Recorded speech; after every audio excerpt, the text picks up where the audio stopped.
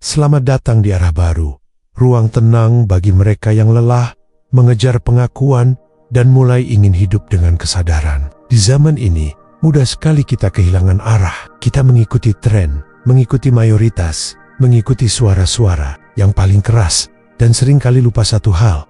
Apakah itu banner-banner suara hati kita? Atau hanya gema dari kerumunan yang tak pernah kita pertanyakan? Filsuf Stoik, Epictetus, pernah berkata, "Jika kamu ingin bebas, belajarlah untuk berpikir sendiri." Kata-kata ini mungkin terdengar sederhana, tapi di dunia yang begitu bising seperti sekarang, berpikir sendiri justru menjadi tindakan yang paling berani.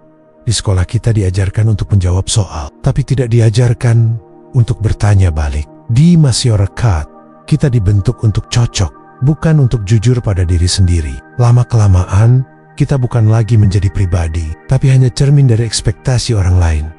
Arah baru hadir bukan untuk memberitahu kamu apa yang harus kamu pikirkan, tapi untuk mengingatkan, kamu boleh berpikir sendiri. Kamu berhak untuk berbeda, untuk tidak setuju, bahkan untuk diam saat semua orang bicara. Karena kebijaksanaan bukan ditemukan di tengah keramaian, tapi lahir dari kesunyian yang kamu pelihara. Di dalam, menyesuaikan diri mungkin akan membuatmu diterima, tapi berpikir sendiri akan membuatmu hidup dengan utuh. Dan itulah yang lebih penting.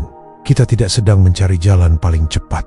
Kita sedang mencari jalan yang benar. Bukan benar menurut dunia, tapi benar menurut nurani. Dan untuk itu, kamu butuh keberanian. Keberanian untuk berdiri sendiri, untuk salah sendiri, dan akhirnya untuk tumbuh sendiri. Inilah perjalanan di arah baru. Bukan untuk menjadi sempurna, tapi untuk menjadi utuh. Dan semuanya dimulai dari sini, saat kamu berani berpikir sendiri. Kita semua pernah melakukannya, mengangguk padahal hati menolak, tersenyum padahal batin menjerit, setuju padahal logika tidak sepakat. Semua demi satu hal, diterima. Menyesuaikan diri itu mudah, tidak butuh keberanian. Cukup lihat ke mana arah mayoritas, don't ikut saja. Tidak perlu berpikir panjang, tidak perlu menimbang-nimbang. Yang penting, kita tidak terlihat aneh, tidak terlihat berbeda. Tapi pertanyaannya, apa yang kita korbankan? Setiap kali kita memaksa diri untuk kokok, kita mulai kehilangan kejujuran pada diri sendiri. Kita mulai berpura-pura. Kita berkata iya, padahal kita ingin berkata tidak.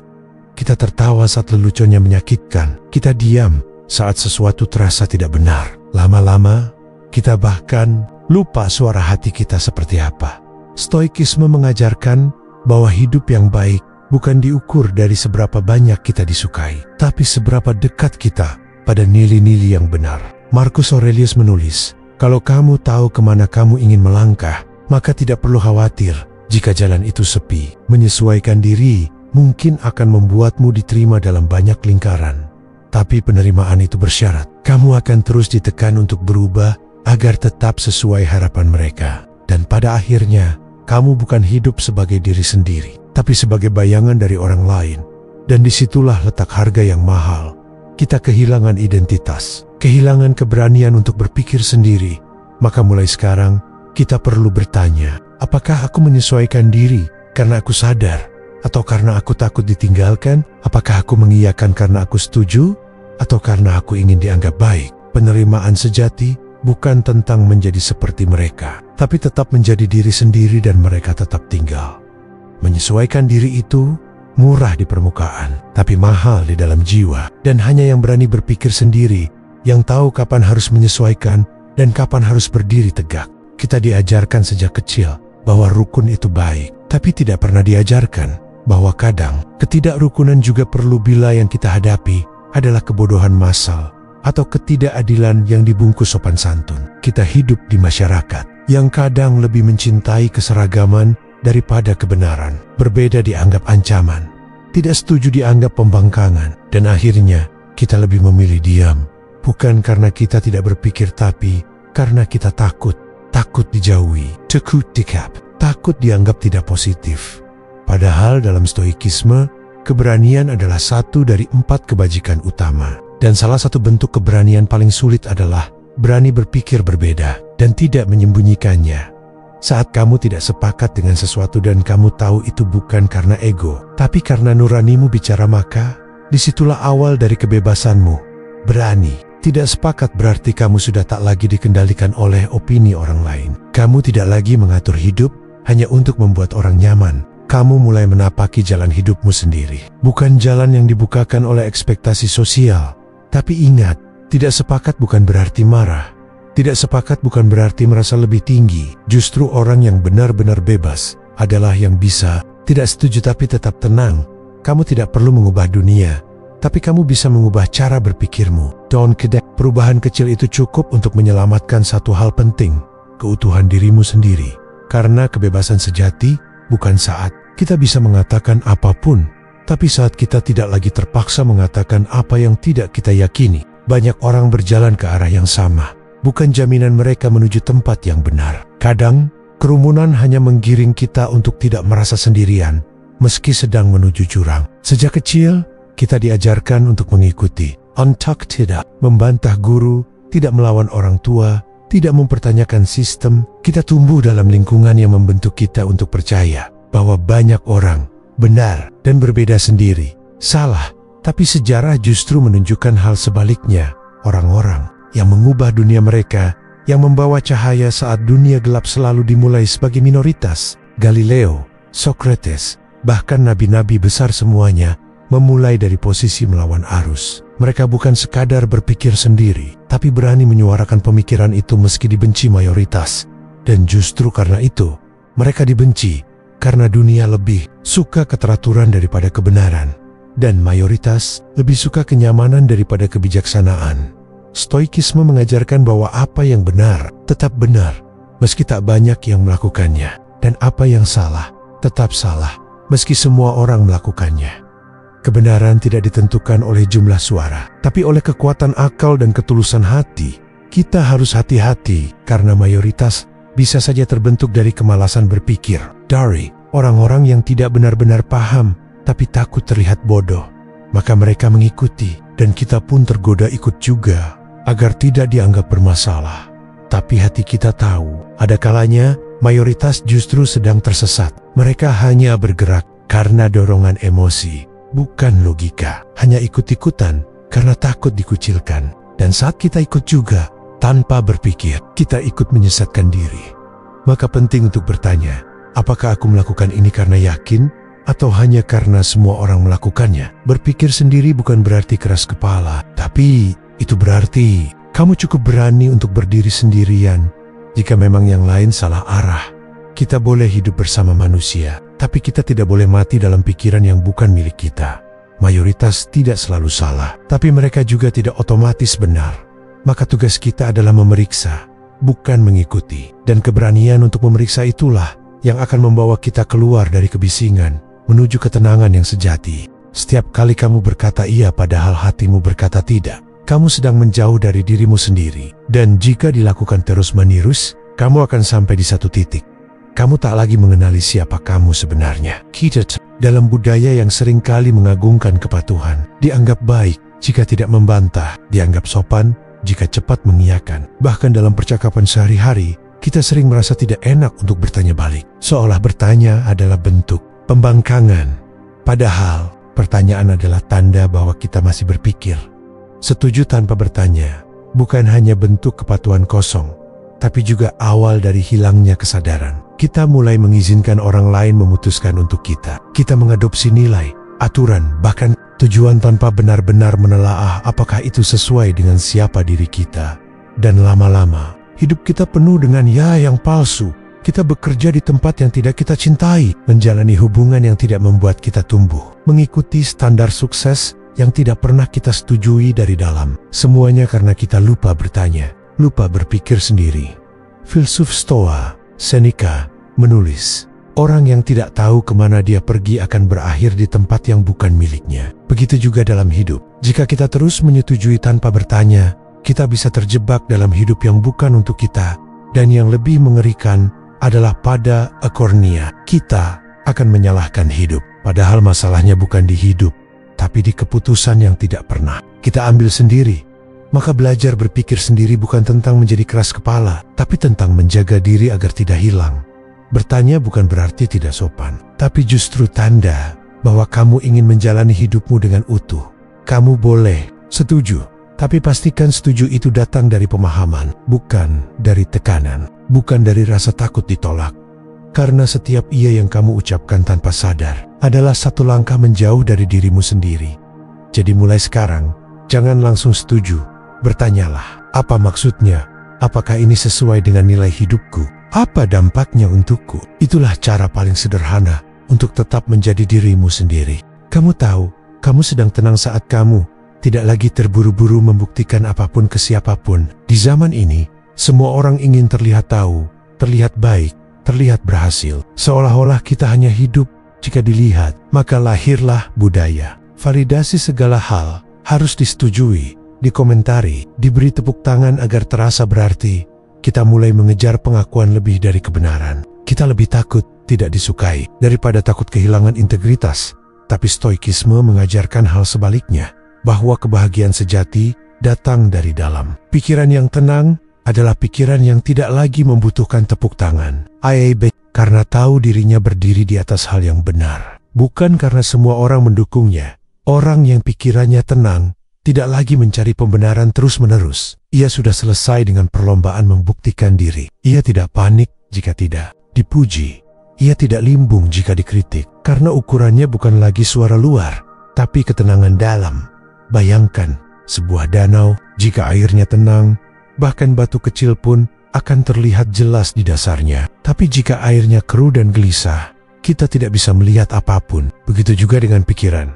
Selama kita sibuk membandingkan diri, menyenangkan semua orang, mengikuti standar yang berubah-ubah, kita akan terus gelisah. Dan dalam kegelisahan itu, kita tidak bisa melihat siapa diri kita sebenarnya. Pikiran yang tenang tidak perlu berteriak untuk membuktikan. Ia cukup diam, dan diamnya menyampaikan lebih banyak makna daripada ribuan kata. Tapi ketenangan itu tidak datang dengan sendirinya. Ia lahir dari latihan, dari memilih untuk jujur meski tidak populer, dari membatasi apa yang kita konsumsi setiap hari, dari tidak merespon setiap komentar yang masuk, dari berani melepaskan kebutuhan untuk selalu benar. Jadi, bila kamu sedang ingin membuktikan sesuatu ke orang lain, cobalah berhenti sejenak. Lalu tanya dirimu, apakah ini penting atau aku hanya ingin divalidasi? Karena pikiran yang benar-benar kuat tak butuh disoraki. Ia tahu, yang tenang justru yang paling kokoh. Kita sering tanpa sadar mengubah diri hanya agar terlihat baik di mata orang lain. Kita menjadi seperti cermin memantulkan harapan, standar, dan keinginan orang lain, tapi tidak pernah menampakkan wajah kita sendiri. Ada kalanya kita begitu, sibuk menyesuaikan diri, sampai lupa, hidup ini bukan tentang memenuhi ekspektasi semua orang. Tapi kita tetap mencoba. Kita ganti cara bicara, kita ubah cara berpikir, kita paksakan gaya hidup semuanya agar diterima, dipuji, atau setidaknya tidak ditolak. Dan itu melelahkan, karena menjadi cermin artinya kamu tidak punya bentuk sendiri. Kamu hanya menampilkan apa yang ingin dilihat orang. Hari ini kamu harus terlihat ramah, besok kamu harus terlihat kuat, lusa kamu harus terlihat sukses. Tidak ada ruang untuk kesedihanmu sendiri, tidak ada tempat untuk kelemahanmu yang nyata. Stoikisme mengajak kita untuk hidup dengan integritas, bukan impresi. Yang penting bukan bagaimana orang memandang kita, tapi apakah kita setia pada nilai yang kita yakini. Marcus Aurelius menulis, jika kamu jujur pada dirimu sendiri, kamu tidak perlu takut terhadap pandangan orang lain. Tapi itulah yang sulit hari ini, karena dunia terus menekan kita untuk tampil, untuk membuktikan bahwa kita berhasil. Maka kita tampilkan semua yang mereka ingin lihat. Pencapaian, kebahagiaan, senyum palsu. Kita berikan dunia gambaran sempurna dan perlahan. Kita kehilangan ruang untuk menjadi manusia yang utuh. Kita menjadi aktor di panggung hidup orang lain. Kita menjadi cermin yang memantulkan apa yang bukan milik kita. Dan kita kelelahan, bukan karena dunia terlalu berat, tapi karena kita terlalu sibuk menyenangkan semua orang, kecuali diri sendiri. Pertanyaannya adalah, berapa lama lagi kamu sanggup memantulkan harapan orang lain tanpa kehilangan bentukmu sendiri? Berhenti sejenak, lihat ke dalam bola kali. Ini kamu tidak sempurna.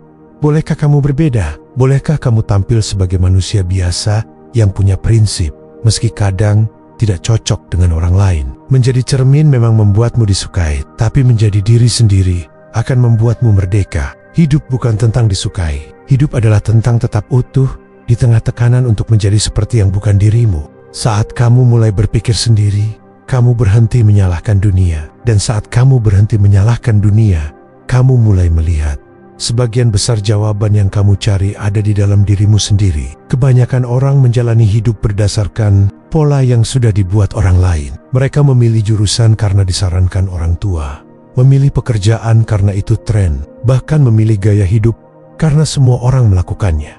Dan saat hasilnya tidak sesuai harapan mereka kacau. Tapi bukan kepada diri sendiri, kepada dunia. Kenapa hidupku seperti ini? Kenapa mereka tidak mengerti aku? Kenapa aku selalu gagal? Tapi saat kamu mulai berpikir sendiri, sesuatu yang penting terjadi. Kamu mengambil kembali kendali. Atas kamu mulai sadar bahwa keputusanmu apapun risikonya adalah tanggung jawabmu sendiri. Dan inilah yang membedakan orang yang hidup dengan kesadaran dari mereka yang hidup dalam autopilot. Berpikir sendiri artinya kamu tidak sekadar kamu bertanya, mempertimbangkan, lalu memutuskan. Mungkin itu berarti kamu salah. Mungkin itu berarti kamu jatuh. Tapi saat kamu jatuh karena keputusanmu sendiri, kamu belajar. Dan saat kamu belajar, kamu bertumbuh. Stoikisme menekankan pada satu hal penting. Kita tidak bisa mengendalikan hasil, tapi kita bisa mengendalikan pilihan kita. Jadi berpikir sendiri bukan soal ingin terlihat pintar, tapi soal membentuk keberanian untuk bertanggung jawab. Kamu berhenti bermain aman di balik alasan. Katanya begitu. Kamu tidak lagi menyalahkan orang lain ketika hidupmu tak sesuai ekspektasi. Karena kamu sadar, ini adalah jalan yang kamu pilih. Dan saat kamu mulai memikul tanggung jawab itu, kamu akan mendapati sesuatu yang langka di dunia hari ini. Ketenangan. Kamu tidak lagi panik saat rencana gagal. Karena kamu tahu, kamu menjalaninya dengan sadar. Kamu tidak lagi iri dengan hidup orang lain. Karena kamu tahu, kamu memilih hidup yang sesuai dengan nilai yang kamu yakini. Berpikir sendiri membuatmu dewasa. Bukan karena kamu tahu segalanya, tapi karena kamu bersedia menanggung akibat dari pilihanmu. Dan itu adalah bentuk kedewasaan yang tidak bisa diwariskan, hanya bisa dibentuk lewat keberanian untuk tidak lari dari kesalahan sendiri. Berpikir sendiri bukan berarti kamu harus meyakinkan semua orang. Tidak. Menjadi bijak justru berarti memilih diam. Karena kamu tahu, tidak semua perbedaan harus diselesaikan dengan adu argumen. Saat kita mulai berpikir sendiri, seringkali kita merasa ingin membela pendapat kita, ingin meyakinkan dunia bahwa kita tidak salah, ingin menunjukkan bahwa cara pandang kita juga logis, juga pantas untuk didengar. Tapi dalam proses itu, kita bisa jatuh ke lubang yang sama. Kita berubah dari orang yang berpikir sendiri menjadi orang yang memaksakan pikiran kita pada orang lain. Dan itu melelahkan, karena semakin kamu memaksakan pikiranmu, semakin kamu bertabrakan dengan dunia yang sudah terbentuk oleh keyakinannya sendiri. Kamu bertemu orang yang tidak ingin memahami, hanya ingin menang. Kamu berdebat, bukan untuk mengurai kebenaran, tapi untuk memuaskan ego. Dalam stoikisme, kita diajarkan untuk membedakan antara apa yang bisa kita kendalikan dan apa yang tidak. Pendapat orang lain, cara berpikir mereka, bagaimana mereka menanggapi, kita semuanya berada di luar kendali kita. Maka mengejar persetujuan mereka adalah jalan yang penuh frustrasi. Kebijaksanaan adalah ketika kamu tahu mana yang perlu diluruskan dan mana yang lebih baik dilepaskan. Tidak semua pendapat perlu dilawan, tidak semua perbedaan perlu dijelaskan. Kadang, kamu hanya perlu tetap tenang dan melanjutkan hidupmu. Karena kebenaran sejati tidak butuh sorakan, ia hanya butuh keteguhan. Dan kamu tidak hidup untuk menjelaskan segalanya kepada semua orang. Kamu hidup untuk menjalani nilai-nilai yang kamu yakini, bahkan ketika tak ada yang setuju. Bahkan ketika kamu sendirian di dalam keyakinan itu. Karena hidup yang dijalani dengan ketenangan lebih berharga daripada hidup yang sibuk mengejar pembenaran dari luar. Jadi, saat kamu bertemu perbedaan yang tajam, tarik napas, dengarkan. Tapi, tidak selalu harus menanggapi. Kadang, kesunyianmu lebih kuat dari debatmu. Tidak semua perlawanan butuh suara. Kadang, diam adalah senjata paling tajam karena ia tidak menyerang, tapi menolak untuk tunduk. Di tengah dunia yang gaduh, diam sering disalahpahami. Kita menganggap diam sebagai tanda lemah, tanda kalah. Padahal, dalam banyak situasi, diam justru menunjukkan satu hal. Kendali atas emosi, kendali atas ego, kendali atas kebutuhan untuk membalas. berapa banyak masalah yang sebenarnya tak perlu terjadi jika kita memilih diam daripada membuktikan. Berapa banyak luka yang bisa dihindari jika kita cukup bijak untuk tidak terpancing. Stoikisme mengajarkan kita untuk tidak reaktif, untuk tidak membiarkan emosi menguasai akal. Dan dalam banyak situasi, diam adalah bentuk tindakan paling waras ketika kamu sedang dikritik, difitnah, diremehkan. Naluri pertamamu mungkin ingin membalas, tapi pada titik tertentu, kamu menyadari apa gunanya menjelaskan kepada orang yang tak ingin mengerti. Ada kekuatan dalam diam, bukan diam yang takut, tapi diam yang sadar. Aku tidak akan menunaikan tenagaku untuk hal yang tidak bisa dikendalikan. Diam adalah perlawanan terhadap provokasi, terhadap kebisingan yang hanya ingin menang, bukan ingin memahami, terhadap sistem yang memaksa kita bereaksi cepat, padahal belum tentu itu bijak. Dan kadang, diam juga adalah bentuk keteguhan. Kamu tahu siapa dirimu. Kamu tahu apa yang kamu yakini. Kamu tidak perlu bicara untuk menguatkan itu semua. Kamu perlu tetap berdiri. Kamu boleh merendahkanku, tapi aku tak akan membalas. Karena aku tak hidup untuk membuktikan. Aku hidup untuk menjalani. Perlawanan yang paling kuat adalah ketika kamu tak tergerak oleh hal-hal yang seharusnya bisa mengguncangmu. Dan itu lahir dari diam yang penuh kesadaran. Diam bukan berarti kamu kalah, tapi mungkin kamu sudah menang atas dirimu sendiri. Mungkin kamu tidak akan cocok dengan semua orang. Mungkin kamu tidak akan mengikuti semua tren. Mungkin kamu tidak akan selalu masuk ke dalam lingkaran sosial tertentu. Tapi jika kamu hidup dengan jujur, kamu akan tidur lebih nyenyak. Malam ini, kita tumbuh dalam dunia yang mendorong keseragaman. Dari kecil kita belajar bahwa yang berbeda seringkali dianggap aneh, menyimpang, bahkan salah. Maka kita mulai berlatih menyesuaikan diri. Kita belajar menyembunyikan sisi yang unik agar tak menjadi sorotan. Kita menekan isi hati sendiri agar tidak tampak berbeda sendiri. Lalu lama-lama kita jadi terbiasa memakai topeng agar terlihat serupa, berbicara dengan kota-kota yang bisa diterima banyak orang, menyukai hal-hal yang sedang ramai dibicarakan. Meski sebenarnya tidak terlalu tertarik, kita hidup dalam kepalsuan kecil yang makin hari makin terasa wajar, tapi ada harga yang kita bayar dan harganya tidak murah. Ketenangan batin.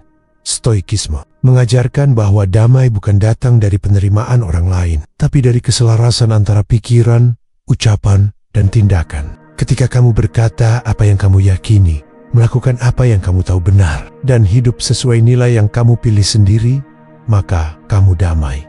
Tidak harus disukai semua orang, tapi kamu tahu, kamu tidak sedang berbohong pada dirimu sendiri. Sebaliknya, hidup yang seragam, yang selalu berusaha cocok dengan lingkungan, seringkali melahirkan tekanan batin. Kita menjadi orang lain hanya agar tidak sendirian. Kita menurunkan standar pribadi hanya agar tidak terlihat terlalu kaku. Kita berkompromi dengan nilai sekadar agar tetap diterima. Padahal tak ada yang lebih menyesakkan daripada pura-pura menjadi seseorang hanya agar terlihat seperti yang lain. Menjadi jujur butuh keberanian, karena kamu mungkin akan ditinggalkan, mungkin akan disalahpahami, tapi dari situlah kamu menemukan orang-orang yang benar-benar bisa menerima kamu. Dan lebih dari itu, kamu menemukan kembali dirimu sendiri.